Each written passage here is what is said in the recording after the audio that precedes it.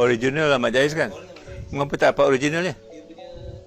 Sound system tak bagus.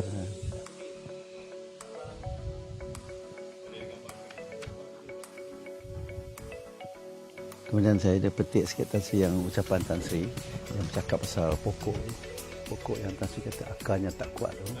Saya kaitkan dengan masalah perpaduan negara. Okay. Oh, dah laptop.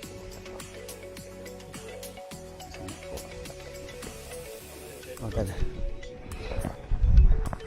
Oh, saya beli di Ayam Press Tan Sri. Saya nampak ada. Sekarang ni edisi semakkan Tan Sri. Ini saya tulis kayu.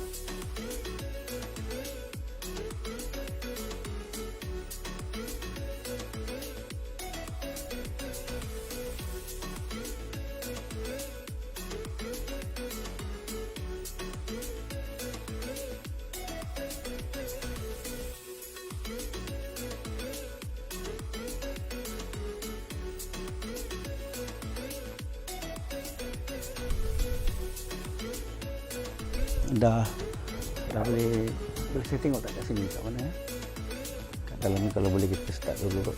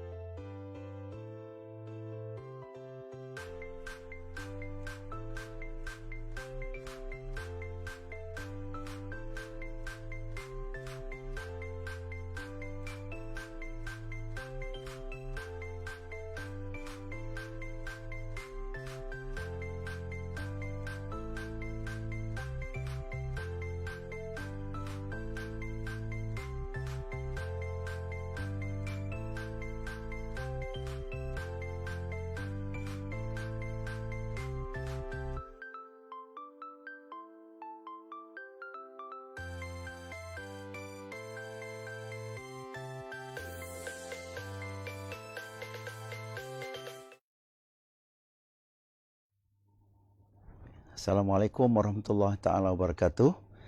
Salam yang berbahagia Profesor Emeritus Tan Sri Datuk Zulkifli Abdul Razak, Rektor UIAM. Selamat datang ke Citra yang berbahagia Tan Sri. Terima kasih. Sama. Kedatangan yang berbahagia Tan Sri ke Citra sudah tentu menambahkan lagi seri di Pusat Budaya dan Seni UIAM ini. Selamat datang juga kepada para penonton di talian FB Live, khususnya kaki tangan UIAM yang berada di talian FB dan juga para penonton yang lain sekalian. Selamat datang semua. Salam kemerdekaan. Kita baru saja menyambut Hari Kemerdekaan semalam, 31 Ogos 2020. Tahniah Malaysia, Malaysia prihatin. Begitulah tema sambutan Hari Kemerdekaan kali ke-63 ini. Merdeka, merdeka, merdeka. Tuan-tuan dan puan-puan sekalian, sekali lagi kita bertemu di talian, kali ini dalam sesi Citra Merdeka. Sebelum ini telah 2 kali kita bertemu di talian dalam sesi Citra Budaya yang mengenengahkan Encik Muhammad Khair Ngadirun dan Yang Mulia Raja Ahmad Aminullah dalam pembicaraan tentang kepentingan menggerakkan aktiviti seni dan budaya di musim pandemik dan sastra seni dan budaya ke manakah arah kita. Jadi pagi ini kita bersama-sama dengan Yang Berbahagia Tan Sri, Rektor UIAM.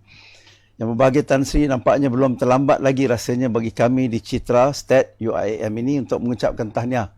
Ribuan tahniah kepada Yang Berbahagia Tan Sri dan UIAM kerana UIAM telah mencatat sejarah tersendiri apabila menjadi universiti pertama di negara ini yang mendapat pengiktirafan dan menerima anugerah Green Gown antarabangsa pada majlis penganugerahan yang berlangsung di New York secara maya kemarin. Alhamdulillah.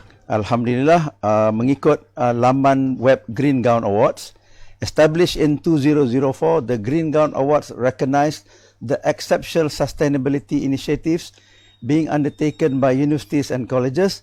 With sustainability moving up the agenda, the awards have become established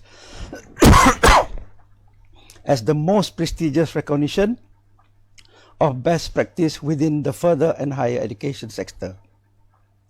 Tahniah sekali lagi Yang Berbahagia Tan Sri. Sama-sama. Mungkin Yang Berbahagia Tan Sri ingin mengulas sedikit tentang kejayaan UIAM ini. Oh, Alhamdulillah, terima kasih atas jemputan ini dan sudah tentunya pengiktirafan itu datangnya saya rasa yang penting kita tekankan daripada Badan Bangsa-Bangsa Bersatu.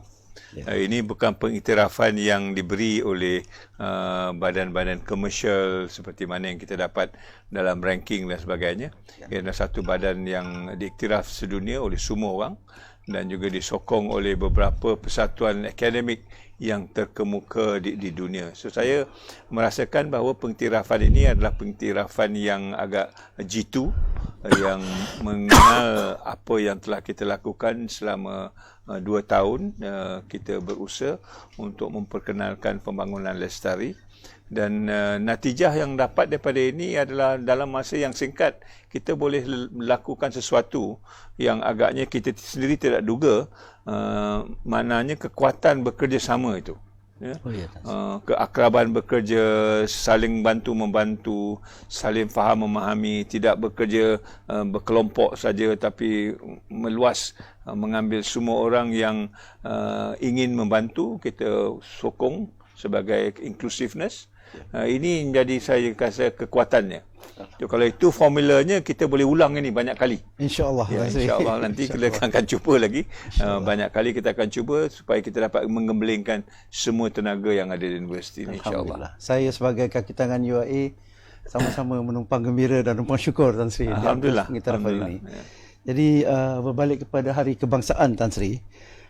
Sambutan Hari Kebangsaan adalah satu perayaan yang diadakan pada setiap tahun bagi meraihkan kemerdekaan negara, manakala sambutan Hari Malaysia pula disambut bagi meraihkan ulang tahun penubuhan Malaysia. Jadi pada pandangan Yang Berbahagia Tan Sri, apakah kepentingan sebenarnya kita sebagai rakyat Malaysia menyambut Hari Kemerdekaan setiap tahun?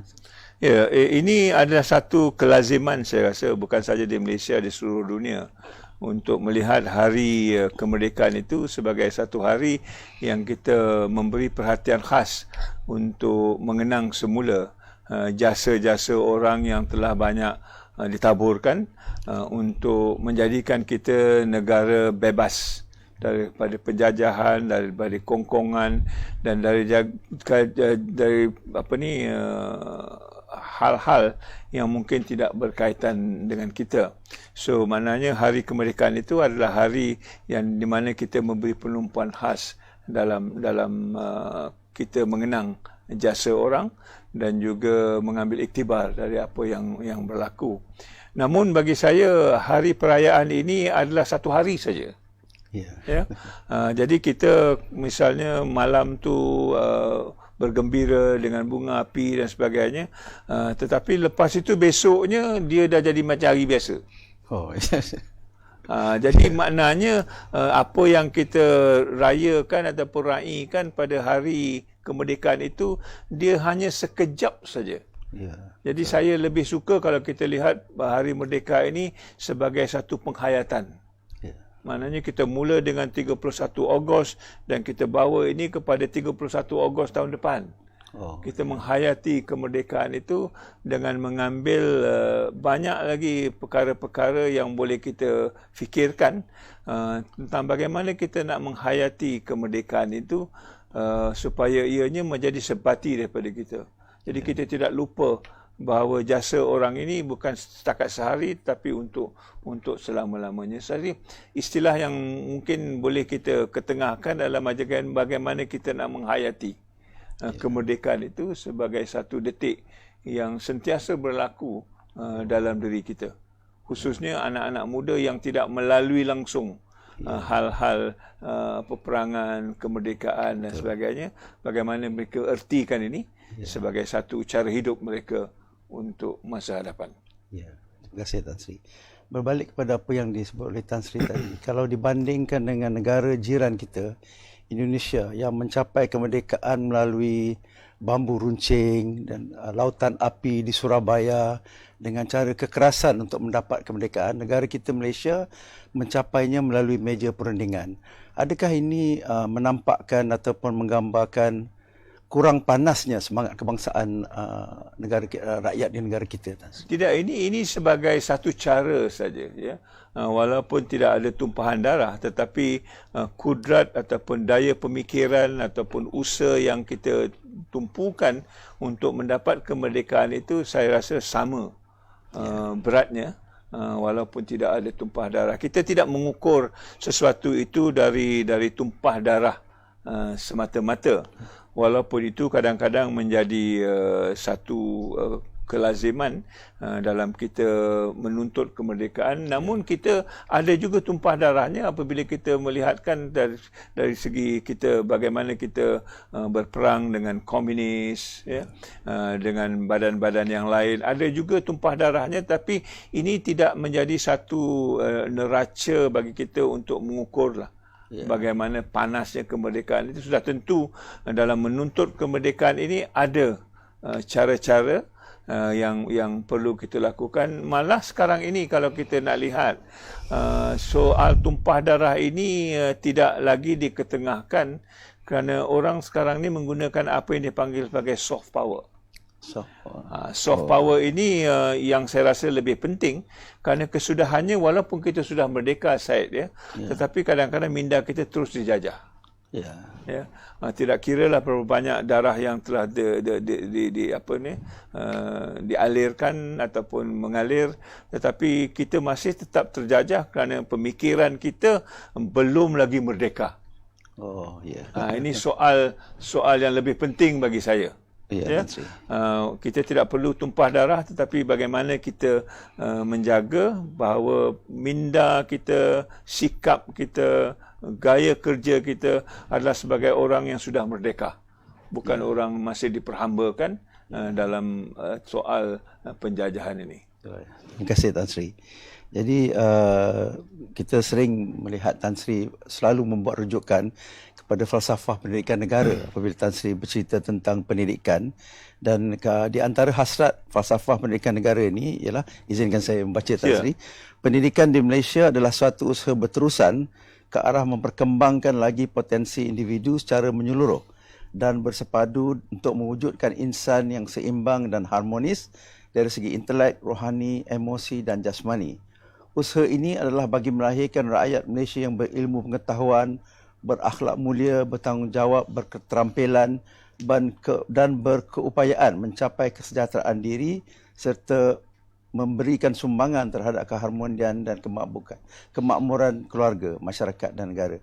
Jadi dalam soal pengisian kemerdekaan ini, Tan Sri, adakah Tan Sri merasakan bahawa ni kali yang ke-63 negara kita menyambut kemerdekaan, adakah yang membagi Tan Sri berpendapat negara sudah mencapai hasrat murni yang dizahirkan dalam falsafah pendidikan negara ini, Tan Sri? Belum. Malangnya falsafah pendidikan kebangsaan ataupun falsafah pendidikan negara ini tidak dijadikan sebagai tonggak kita membina negara dari segi pendidikan. Ya. Rata-rata lah kalau macam Syed bercerita, menanyakan orang baik di universiti ini sekalipun, faham tak dia falsafah pendidikan kebangsaan ini?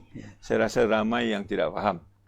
Mungkin ada yang tidak pernah mendengarnya pun. Jadi kita maknanya sudah tercicir dari segi satu platform, satu pelantar di mana kita boleh memerdekakan diri melalui pendidikan. Bagi saya, pendidikan ini adalah satu cara kata membebaskan diri kita.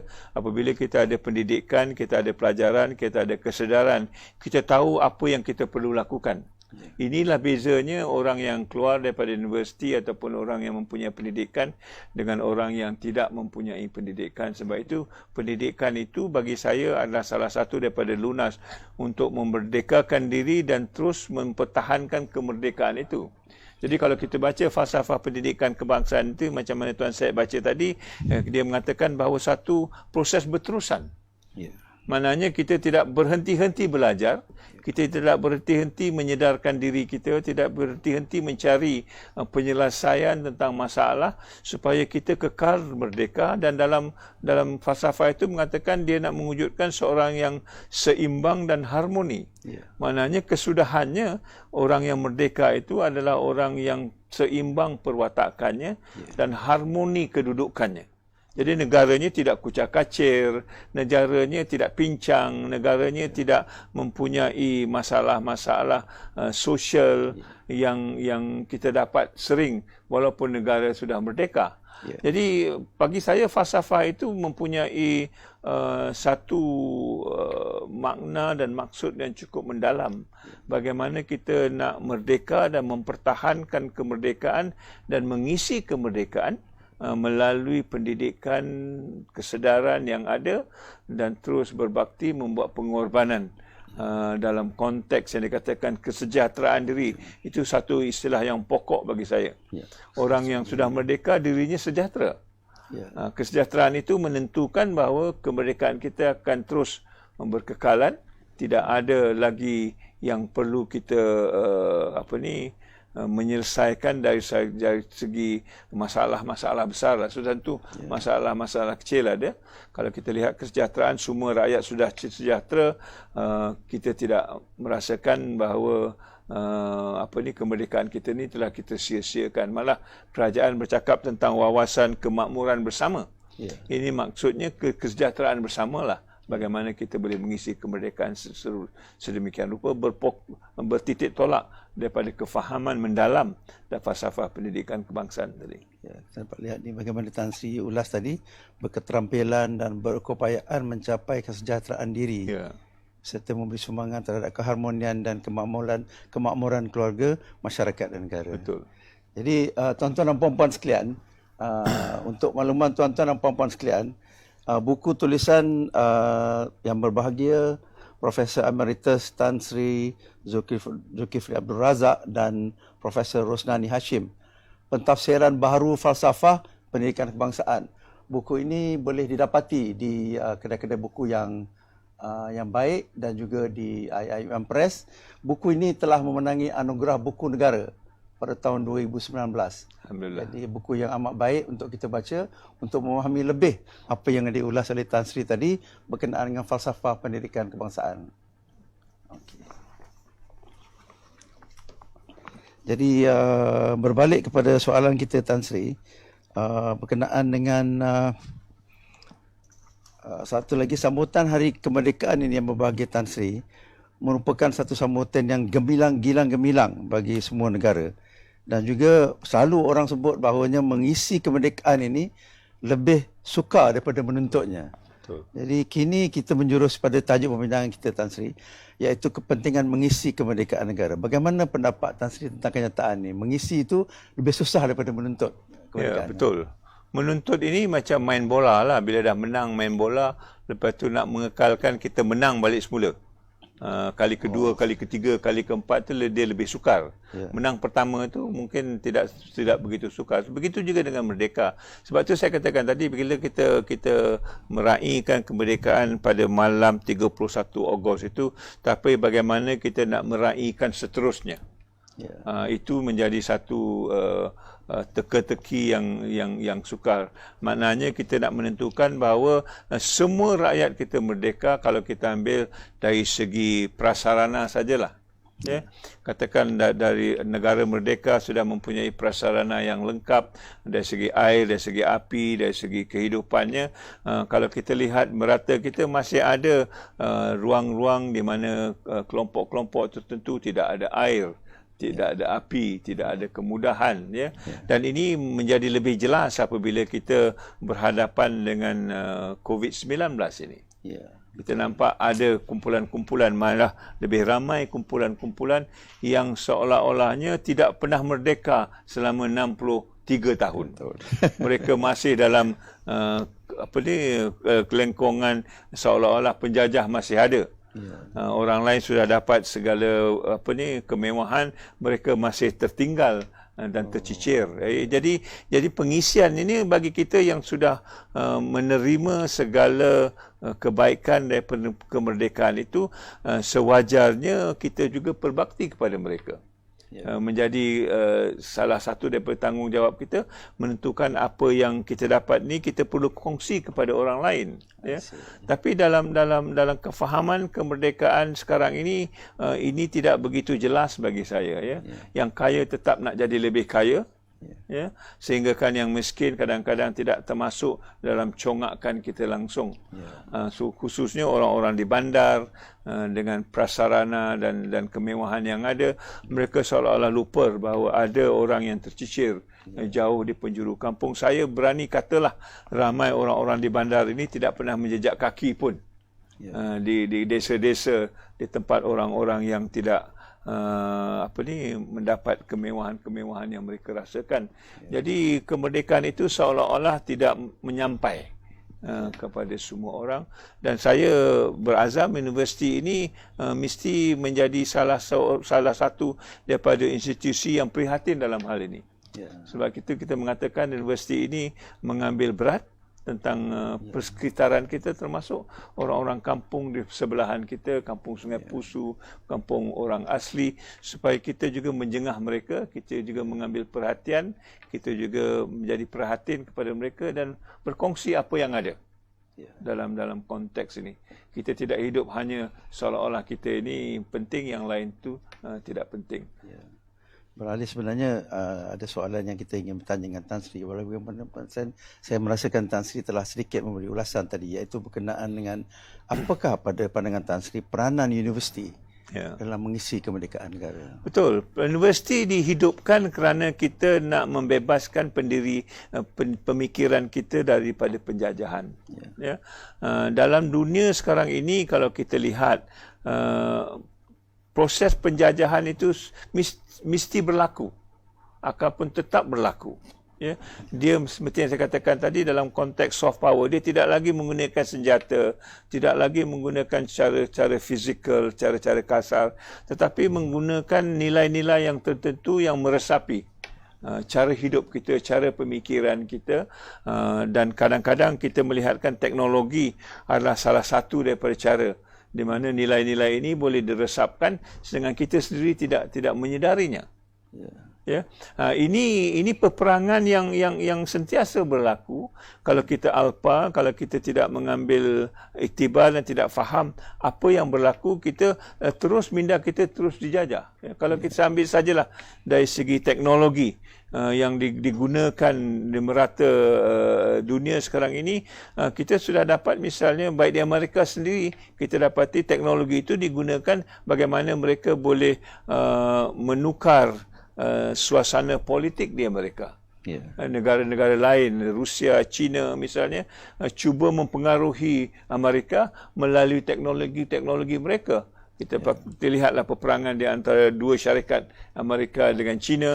Bagaimana, mengapa ini berlaku? Mereka cuba mempertahankan masing-masing dengan menggunakan teknologi ini supaya mereka tidak terjebak dengan pengaruh-pengaruh lain. Tapi Malaysia negara yang tidak kuat dalam teknologi.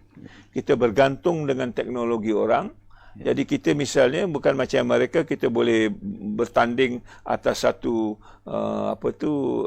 kesamarataan. Teknologi kita agak lemah. Jadi bagaimana kita mempertahankan diri kita supaya kita tidak dipengaruhi oleh teknologi-teknologi bangsa ataupun negara asing. Di sini letaknya kesedaran kita. Menggunakan teknologi, kita mesti faham menilai apa yang wajar, apa yang tidak wajar. Bukan semua yang diberi pada teknologi kepada kita perlu kita ambil seolah-olah ia mempunyai kebaikan tersendiri. Media sosial misalnya, kalau kita tidak faham, dia boleh memecah belahkan rakyat. Dia boleh mengaibkan satu sama lain. Ini semua bukan lunas-lunas yang memerdekakan kita. Dia lebih menambat kita, dia menjadikan kadang-kadang menjadi abdi kepada teknologi. Ada orang tak boleh hidup tanpa handphonenya. Anak-anak muda sekarang ni, kalau tak ada handphone dia, dunia dia macam dah runtuh lah. Betul. Ini soal-soal yang perlu kita gerakkan dalam mempertahankan kemerdekaan kita sendiri sebagai individu dan sudah tentu masyarakat dan negara kita. Betul, kadang-kadang bila kita keluar dengan ahli-ahli keluarga, kita tengok bila makan saja handphone ni lepas daripada tangan. Betul dia. Bila time makan, lepas makan je handphone keluar balik. Betul. So ini kesedaran yang perlu dan saya juga mengharapkan universiti ini dapat memberi kesedaran kepada para pelajar kita dan staf kita bahawa teknologi ini ada had-hadnya. Ada orang menggambarkan teknologi ini sebagai tandas katanya. Kita gunakan apabila perlu saja. Bila tak perlu, kita tak payah guna. Kalau ada orang hidupnya, tidak ada orang hidupnya dalam tandas agaknya. Maknanya dia menggunakan tandas tu seumur hidup dia, macam kita menggunakan teknologi ini seumur hidup kita. Ada ketika-ketikanya kita perlu letak teknologi ke sebelah kerana dia tidak membantu kita langsung dalam apa yang kita nak lakukan. Ini kesedaran-kesedaran yang penting yang kita perlu gerakkan kepada generasi-generasi yang banyak menggunakan teknologi sedemikian rupa. Terima kasih Tan Sri. Jadi tuan-tuan dan puan-puan sekalian yang berada di talian, tuan-tuan boleh mengajukan soalan melalui Facebook Live untuk bertanyakan soalan kepada Tan Sri Direktor UIAM. Kita akan mengadakan sedikit break selepas ni selama 5 minit. Tapi sebelum kita break, saya ada satu lagi soalan Tan Sri. Saya ada buat sikit homework Tan Sri. 28 hari bulan September tahun 51 itu tarikh lahir Tan Sri. Alhamdulillah. Di manakah Tan Sri kalau masa tu pada waktu 31 Ogos tahun 1957 Tan Sri? 57 agaknya saya masih umur 6 tahun agaknya. Agaknya saya masa tu di Tanjung Malim. Saya lahir di Kuala Lumpur. Bapa saya bekerja masa tu di Maktab Perguruan Sultan Idris Tanjung Malim. Dan kami di Tanjung Malim, pasal saya ingat saya mula sekolah darjah 1 di Tanjung Malim, Methodist English School. Umur 6 tahun, 7 tahun tu agaknya dah mula masuk sekolah lah tu. Saya agaknya di situ. Dan saya masih ingat masa tu tahun 60, 56, 57. Masa tu kita masih dapat kapal terbang yang lalu di angkasa dan menggugurkan tu risalah-risalah. Pamphlet. Yang mengatakan bahawa kita ini masih berperang dengan komunis. Tentukan bahawa kita tidak terjebak dengan pengaruh-pengaruh komunis. Itu saya masih ingat. Tapi budak kecil bila nampak risalah tu, dia macam kita buat bunga api lah kot. Kita raih kan lah. Tapi itu satu ingatan yang masih segar dalam ingatan saya, dan kita boleh bandingkan jugalah, mungkin sekarang ini tidak ada kapal terbang menggugurkan risalah-risalah lagi, tapi risalah tu sentiasa datang dalam bentuk-bentuk yang berbagai. Ini kita bercakap tentang sekarang ini, kalau kita bercakap tentang berita palsu. Ini kira satu bentuk risalah jugalah. Mana satu yang perlu kita faham, mana satu yang perlu kita ambil, mana satu yang perlu kita ketepikan. Ini pertimbangan-pertimbangan yang perlu wujud kepada kita, kerana semua maklumat-maklumat yang datang ini bukan dia datang hanya kerana keseronokan, tetapi ada agenda di belakangnya. Kita mesti membaca apa tujuan risalah-risalah ini diberikan kepada kita, supaya kita dapat membuat pertimbangan yang baik dalam bergerak ke hadapan memelihara diri dan masyarakat, keluarga dan negara kita. Terima kasih Tan Sri. Sama-sama. Jadi kita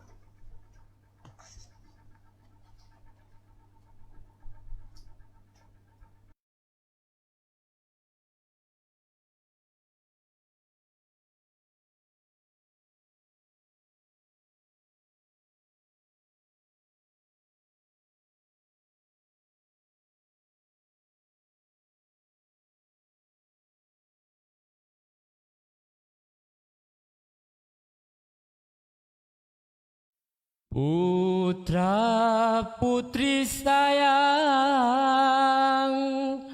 putra putri sayang sedang berjuang.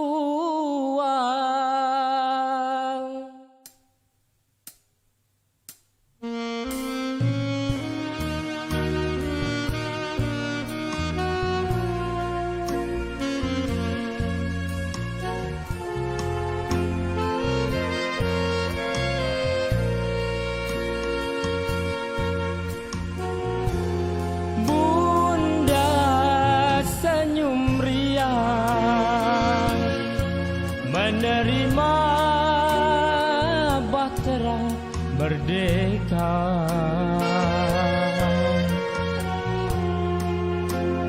putra putri sayang, putra putri sayang sedang berjuang.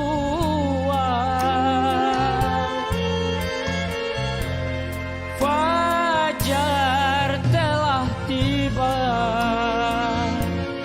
dan menyingsing membawa harapan. Tanah semenanjung, tanah semenanjung, permata nilam, jiwa dan raga buktikanlah pada nusa bangsa,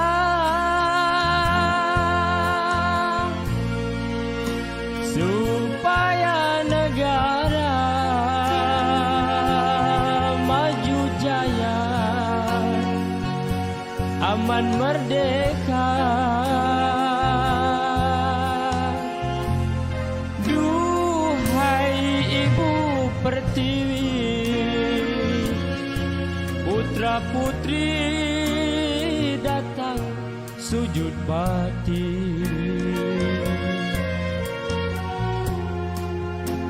untuk menunaikan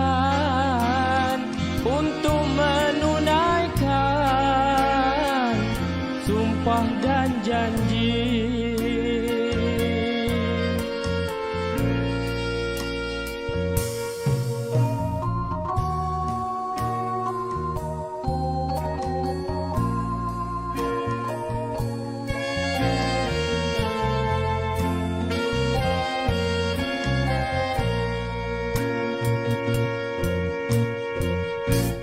Duhai Ibu Pertiwi, putra putri datang sujud bakti,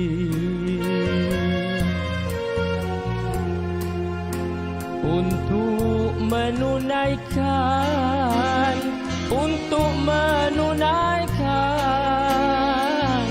sumpah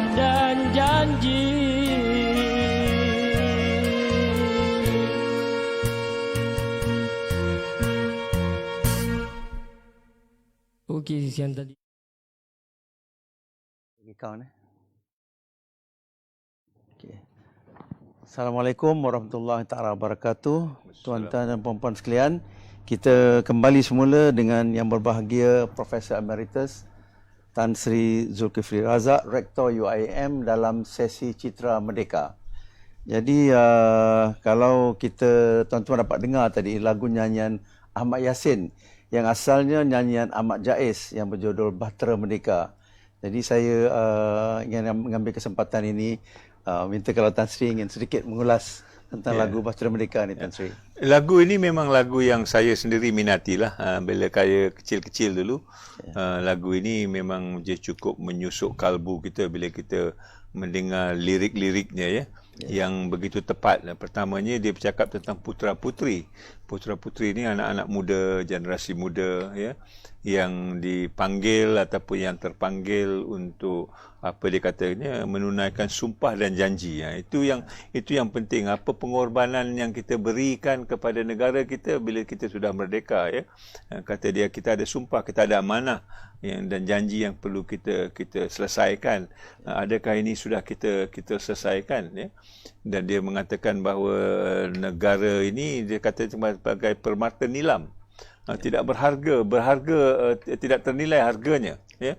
Permata nilam. Bagaimana kita menjaga permata nilam? Kalaulah saya bagi Said misalnya permata nilam tu, agaknya tak tidur malam tu.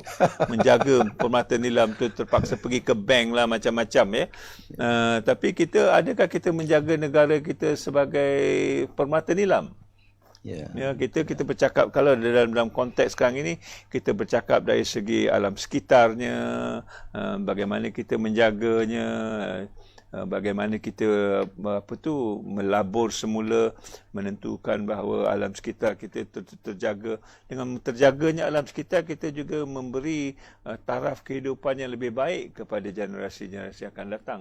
Ini semua janji-janji yang kita sudah buat apabila negara kita merdeka. Jadi Bahtera Merdeka ini bagi saya satu lagu yang banyak memberi peringatan lah. Dan dia menganggapkan bahawa kita dalam satu bahtera. Dalam satu bahtera kita tak boleh berkelahi. Kalau kita berkelahi dalam satu bahtera tu hancur. Ada orang segali lubang di tepi bahtera tu cukuplah, semua akan tenggelam. Ini cerita-cerita yang agaknya perlu kita ingatkan kembali. Dalam masa kita senang ini, kadang-kadang kita terlupa bahawa kita ada tuntutan-tuntutan yang tertentu yang perlu kita isi. Dan saya mengharapkan bahawa anak-anak daripada universiti ini dan juga daripada tempat lain boleh memahami apa ini lagu Bahtera Merdeka. Kalau dinyanyikan pun lebih baik agaknya, supaya kita dapat menghayatinya dengan penuh kalbu kita, insya-Allah. Terima kasih Tan Sri kerana membuatkan penguraian terhadap lagu Bahtera Merdeka. Selama ni kami mendengar lagu tu tapi tak pernah terfikir nak membuat seperti apa yang dibuat oleh Tan Sri tadi. Nilam negara kita ni ibarat satu permata nilam yang amat berharga sebenarnya. Jadi itulah sepatutnya kita nampaknya tuan-tuan dan puan ada beberapa soalan, kalau saya boleh Tan Sri izinkan. Sila. Soalan pertama daripada Encik Aminuddin Ismail bertanya, merdekakah kita kalau kita masih dipengaruhi budaya popular? Kita tidak merdeka kalau kita masih dipengaruhi. Saya punya tafsiran begitu. Kita merdeka hanya kalau kita boleh mempengaruhi. Itu soalnya. Jadi kalau kita masih menunggu dan dipengaruhi oleh tak kira apalah, maknanya saya rasa kita masih dibelenggu. Masih diperhambakan oleh orang. Kerana kita sendiri tidak pandai membuat penilaian. Ya, kita mesti pandai membuat penilaian bahawa maknanya kalau kita merdeka, kita boleh mempengaruhi orang lain. Itu dia kekuatan orang yang merdeka. Jadi maknanya kita mesti berfikir lebih mantap, kita mesti berfikir luar batasan bagaimana kita boleh membawa nilai-nilai kemerdekaan itu kepada orang lain supaya mereka juga terus merdeka dalam konteks ini. Ya. Budaya popular ke, budaya tidak popular ke, tapi kalau kita dipengaruhi oleh budaya-budaya lain, saya rasa bagi saya lah kita masih belum merdeka lagi dalam konteks yang saya faham. Ya, terima kasih Tan Sri. Satu lagi soalan sebelum kita beralih kepada saya sebenarnya ada satu soalan lagi, tapi sebelum kita beralih kepada itu ada soalan daripada Suhairizil Izham Suraya. Ada segelintir mentaliti masyarakat yang menganggap sambutan Hari Kemerdekaan dianggap membazir. Lebih baik disalurkan kepada orang yang lebih memerlukan. Apa komen yang membahagia Tan Sri? Saya setuju, saya cukup setuju kerana dalam konteks yang kita ada sekarang ini di mana orang menderita, misalnya nak makan sesuap nasi pun tidak dapat. Tidak ada maknanya kalau kita malam itu kita membakar mercun misalnya atau memainkan bunga api yang agaknya mungkin puluhan ribu harganya, tapi nikmatnya tak sampai 1 jam pun. Naik ke atas, dia meletup, lepas tu kita bersorak, lepas tu apa, perut masih kosong. Kita masih lapar. Ya. Jadi elok wang itu seolah-olahnya kita berikan kepada orang-orang yang memerlukan. Malahnya saya kadang-kadang merasakan dalam merdeka ini dia sudah jadi stereotip. Ya. Tiap-tiap kali merdeka mesti ada ini, mesti ada itu, mesti ada sebagainya. Ya. Sedangkan kalau saya boleh, misalnya mungkin kita ada itu kalau nak diadakan, tapi sebahagian daripadanya kita raikan orang-orang yang tidak pernah diraikan. Kita ambil orang tenaga yang berkawat tu misalnya, ataupun tenaga yang belajar menari selama sebulan, ataupun bawa dia ke kampung dan bangunkan kampung itu sebagai satu hadiah merdeka kepada satu kampung yang sudah ketinggalan. Dan hadiah itu akan tetap berada di situ selama-lamanya. Sedangkan yang kita yang menari, yang berarak tadi, habis dalam setengah hari, habislah dia. Dan kita pun penat, lelah. Kadang-kadang ada yang sakit lagi. So, bagaimana kita boleh menukar pandangan ini untuk memberi makna kemerdekaan itu dengan lebih mantap kepada orang yang tidak pernah mengalami kemerdekaan ini. Dalam suasana COVID ini adalah antara perkara-perkara yang kita perlu fikirkan. Bagaimana kita menganjak kebiasaan menjadi yang dikatakan norma baru ni. Jangan kita kata norma baru setakat yang ada saja. Perayaan yang ada sekarang ini perlu dinorma barukan juga. Ya. Perlu tak kita berarak-rarak untuk merdeka ini, sedangkan ada kumpulan-kumpulan yang misalnya tidak langsung pernah merasa ataupun mencapai apa itu kemerdekaan. Bagaimana?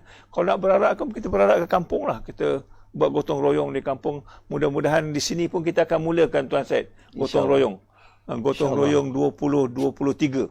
InsyaAllah. Kita nak mengatakan bahawa dalam 3 tahun ini, apa yang kita boleh lakukan bersama secara mungkin percuma untuk mempercantikkan, menghiasi lagi universiti kita, supaya bila sampai tahun 2023 besok, kita umur 40 tahun, universiti kita nampak segak. Jerawat-jerawatnya dia tidak ada, lumpur-lumpurnya sudah kita boleh bersihkan, karat-karat yang perlu yang kita buang.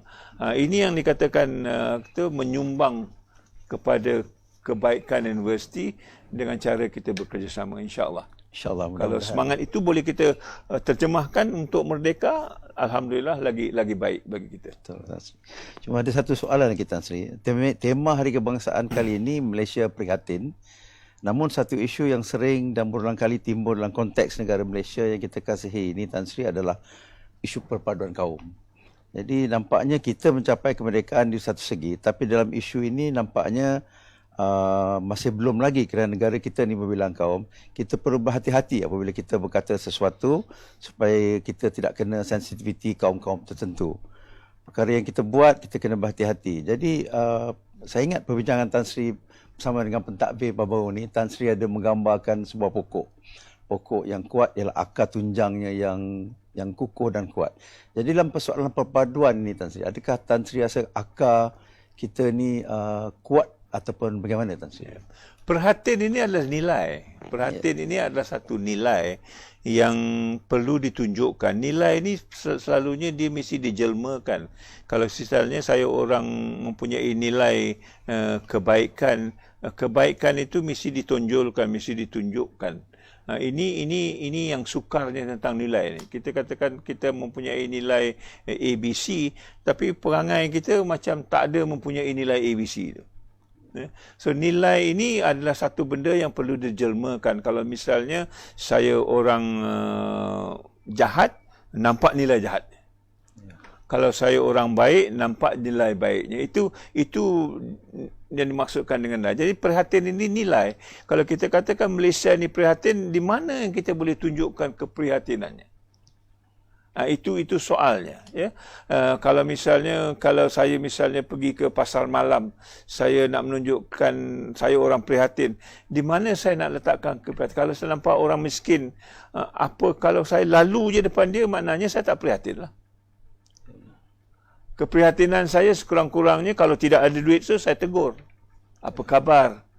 Ya, bagaimana? Mungkin kita tidak semua orang boleh bagi duit. Kalau kita boleh bagi duit, alhamdulillah. Kalau tidak, sekurang-kurangnya kita tegur. Teguran itu saja sudah menunjukkan kita prihatin. Kita tidak sombong, kita tidak lalu ini orang mungkin ya, orang tak berdaya, orang naif, kita membuat tak reti je. Ini dia. Jadi soal yang Tuan Syed timbulkan tadi, saya umpamakan macam pokok lah. Ya. Kalau pokok itu mempunyai nilai yang kuat, nilainya itu mesti digambarkan dengan pokok itu sendiri. Kalau pokok itu tinggi tunjangnya dan berbunga, berbuah, ya, kita mesti dapat pasti bahawa pokok itu akarnya mesti kuat. Akar itu bagi saya nilainya lah. Ya, nilai yang memegang pokok itu supaya dia dapat tumbuh dengan begitu cantik dan kekal. Kalau akarnya tidak ada, dia akan tumbang. Bila angin lalu je sikit, kadang-kadang kita tolak gitu je, dia tumbang. Ataupun ada juga pokok yang saya nampak di kampus ini, dia dah kering kuntang. Tak ada daun. Dia tinggal kerangka je lagi. Kita boleh agaklah akar itu memang dia tidak ada, maknanya dia tidak bernilai. Cuma juga dengan manusia. Manusia yang tidak mempunyai nilai ini, dia tidak akan dapat hidup sejahtera yang kita katakan tadi itu. Kerjanya asyik mengacau orang je ataupun menyusahkan orang je pasal dirinya sendiri tidak sejahtera. Hanya orang sejahtera boleh memberi kesejahteraan pada orang lain. Jadi kita boleh baca orang yang membuat masalah ni selalunya dirinya tidak sejahtera. Maknanya nilai yang dipegang itu mungkin tidak kuat. Ataupun nilainya tidak betul. Bagaimana kita boleh memperbetulkannya dalam konteks pendidikan? Ini yang kerja universiti ini.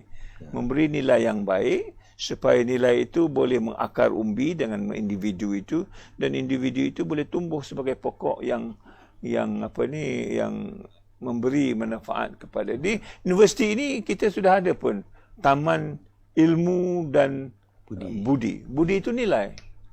Ya. Ilmu itu nilai juga. Jadi kalau kita ada taman ilmu dan budi tetapi tamannya seolah-olah macam hidup segan mati tak mahu je. Ada benda yang tak kena lah. Bagaimana kita nak perbetulkan ini, itu menjadi peranan yang kita perlu mainkan dalam universiti ini. Orang-orang yang sedar tentang ini, dia boleh memperbetulkan dirinya.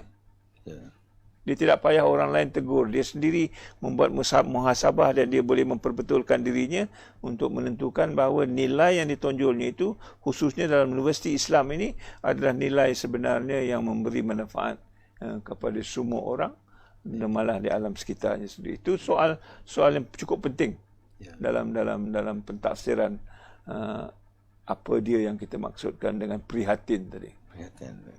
Ada satu lagi soalan Tan Sri daripada seorang bekas kaki tangan UIA yang daripada luar, Puan Nafisah Abdul Kadir. Bagaimanakah kami kaum Hawa boleh memainkan peranan dalam menyambut kemerdekaan ini? Kaum Hawa dalam menuntut kemerdekaan mempunyai peranan yang cukup besar. Saya terkenang kalau kita baca sejarah, misalnya Tuanku Abdul Rahman almarhum nak pergi ke London untuk menuntut kemerdekaan dan tidak ada duit. Pada ketika itulah, kalau tak salah saya, kaum Hawa ni memberi segala emas, gelang untuk digunakan untuk membantu keuangan supaya Tengku Abdul Rahman boleh pergi ke London. Ya, maknanya mereka bergolok gadai, mereka membuat pengorbanan, walaupun emas kepada orang wanita kaum Hawa ni kadang-kadang memang sebahagian daripada hidupnya lah. Ya. Orang lelaki dia tak ada emas, gigi emas je lah ada kot katanya. Kita tak ada benda nak bagi. Tapi orang kaum Hawa ni memberi segala benda yang boleh mereka supaya kita dapat kemerdekaan. Saya kira kalau tidak ada sumbangan daripada mereka, mungkin kita terlewat ataupun mungkin tidak merdeka lagi sekarang ni. Jadi ini soal jantina, soal ni tidak wujud lagi. Dia balik kepada perasaan kebangsaan, perasaan pengorbanan, kerelaan untuk menyumbang, tak kira lelaki ataupun perempuan dalam konteks ini. So saya amat mengalu-alukan dan menghargai bahawa kaum Hawa ini, dan tambah pula sekarang ini kita lihat kaum Hawa ini terus terkemuka. Ya, kadang-kadang di universiti mereka lebih ramai lagi daripada kaum lelaki ini. Jadi maknanya sumbangan mereka untuk masa hadapan memang cukup cerah kalau mereka mempunyai perasaan yang sedemikian seperti mana yang ditunjukkan semasa kemerdekaan dulu. Zaman Tengku Abdul Rahman dulu.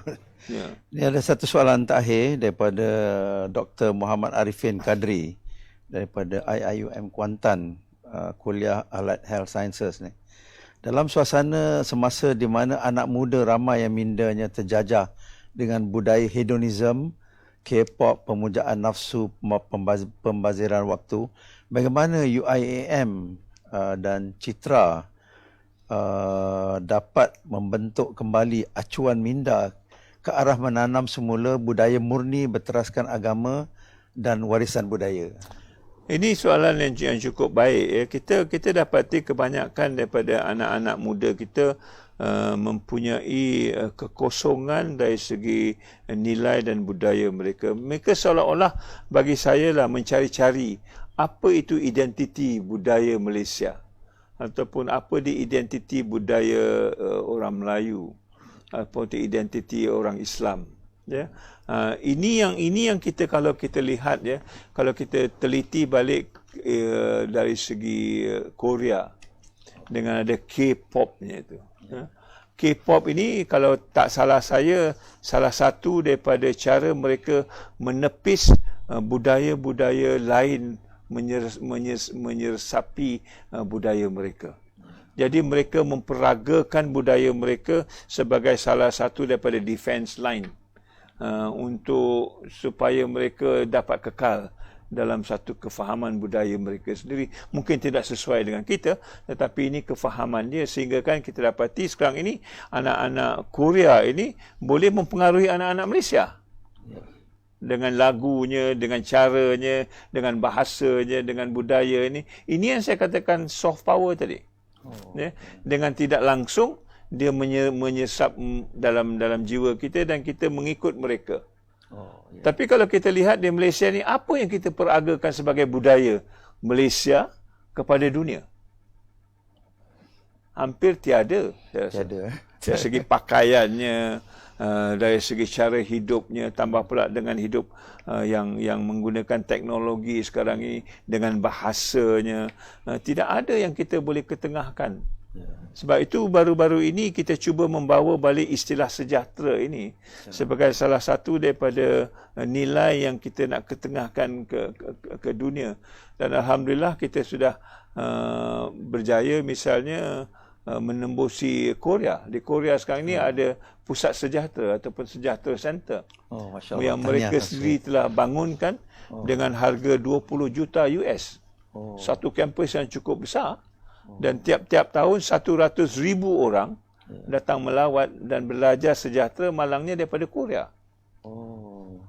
Ya, tak apalah, Malaysia mungkin tercicir dalam hal ini, tapi sekurang-kurangnya istilah sejahtera itu sudah boleh diperkenalkan kepada seluruh dunia, datangnya daripada budaya kita. Ini yang kita perlu lakukan. Apa yang yang boleh kita bawa, citra misalnya, apa yang citra boleh bawa kepada dunia yang menunjukkan bahawa kita juga ada budaya. Orang yang tidak ada budaya ni ada orang yang tidak bertamadun. Ini yang kadang-kadang kita terlupa. Kita nak katakan orang Malaysia, tapi tamadunnya tidak kita pupuk. Tamadun ni masuklah keprihatinan, bagaimana kita menyumbang, bagaimana kita menjaga orang lain, bagaimana kita meningkatkan kualiti hidup, bagaimana kita hidup aman dan damai. Ini semua sebahagian daripada tamadun. Orang yang tak bertamadun ni berperang je kerjanya. Kalau kita tengoklah zaman-zaman dulu kan, yang berperang ni semua orang tak pakaian pun pecawat je, ataupun ni lah, dengan dia punya cara kasarnya, ya. Di sini balik-balik pada soal budi. Kita katakan budi, apa dia budi? Budi bahasa, budi pekerti, budi bicara. Ini tiga perkara ini memang sebati kepada orang Melayu.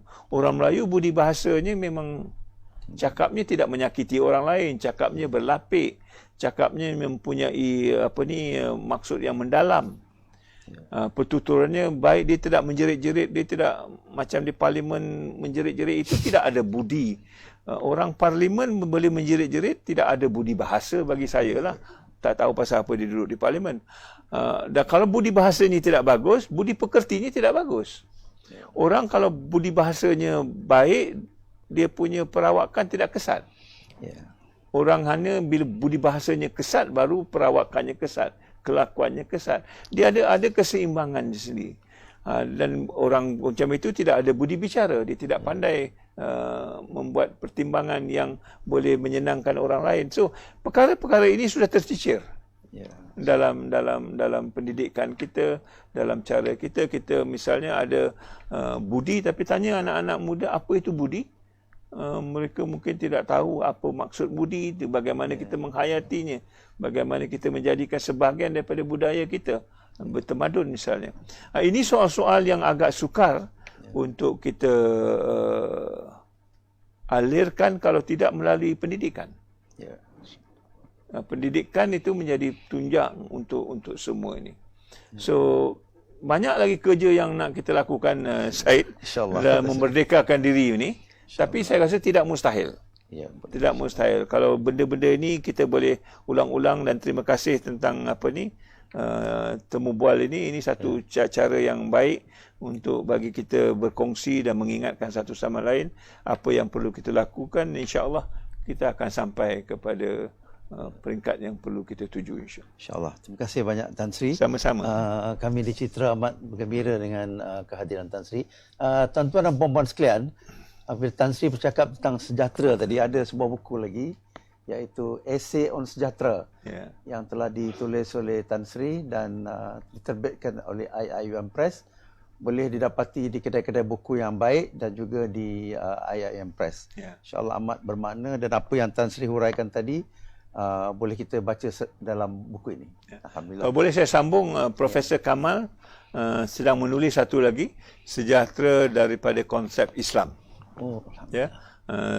Seberingkasnya beliau mengatakan istilah Al-Falah itu adalah istilah daripada Quran yang juga menggambarkan sejahtera dan kesejahteraan. InsyaAllah kita juga akan terbitkan buku beliau, dan ini akan menjadi harapan kita, perbicaraan lah tentang bagaimana kita meningkatkan nilai budaya kita ke pesada dunia, insyaAllah. Terima kasih. Ada satu dua soalan lagi, tapi saya kira memandangkan masa, nanti insyaAllah kita akan berjumpa lagi dalam satu sesi akan datang dengan Tan Sri, insyaAllah.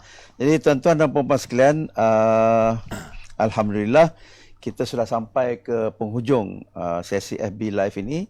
Citra IIUM ingin merakamkan ucapan setinggi-tinggi terima kasih kepada yang berbahagia Profesor Emeritus Tan Sri Datuk Zulkifli Abdul Razak, Rektor UIAM, kerana turut bersama-sama kita dalam sesi ini. Jadi tuan-tuan dan puan-puan yang dihormati sekalian, insya-Allah kita akan bertemu lagi dalam satu lagi sesi Citra Merdeka pada 9 September bersama Profesor Dr. Ruzita Amin dengan tajuk Malaysia Prihatin, prihatinkah rakyat Malaysia dari perspektif OKU? Alhamdulillah. Dan satu lagi pada 15 September kita akan mengadakan satu lagi sesi FB Live Citra Budaya Sayembara Puisi Kemerdekaan. Dan kita akan kembali lagi pada 22 September dengan penyair terkenal Syafa'atus Sarah Silahuddin dengan tajuk Syair Melayu dan Dendangan Cerminan Kepribadian Melayu. Alhamdulillah sekalian. Wabillahi taufiq wal hidayah. Wassalamualaikum warahmatullahi taala wabarakatuh. Waalaikumsalam warahmatullahi taala wabarakatuh. Terima kasih.